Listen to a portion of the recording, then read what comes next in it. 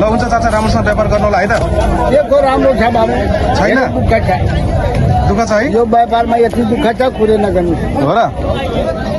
ओ साउजी किन्नु भयो आज भैँसी कतिवटा किन्नु भयो 4वटा किनिसक्नु भयो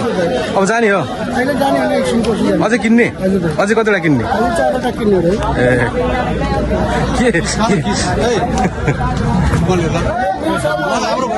भइसक्यो भने दाइ नमस्कार के ल्याउनु भएको आज भैँसी कति भन्नुभयो यसलाई त्यसको दाम कति हो रे 90,000 90,000 महँगो भएन र मिलाएर कति दिने हजुरले भनेर लगाउनु कतिसम्म दिनुहुन्छ भन्नु न तपाईँको सामान हो अब तपाईँको वस्तु हो कतिसम्म दिने 80मा 85मा कहाँदेखि आउनुभएको नि कपिल वस्तु कहाँ प्रत्येक सोमबार आउनुहुन्छ यो घरमै पालेको यो ल दुध दिएन है ल हुन्छ राम्रोसँग व्यापार गर्नु होला त है त हस्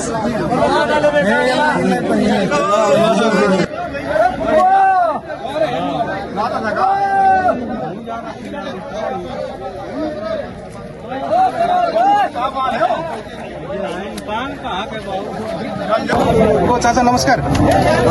नमस्कार चाचा नमस्कार चाचा नमस्कार के लिएर आउनु भएको भैँसी हाँ बोल दुआ फाटा होता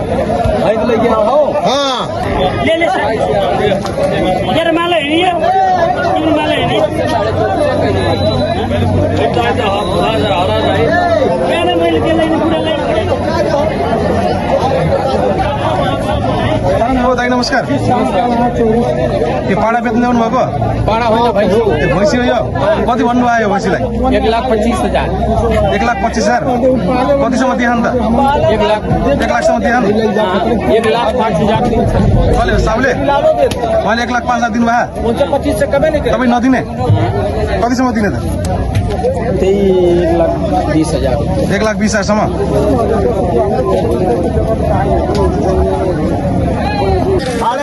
महँगो है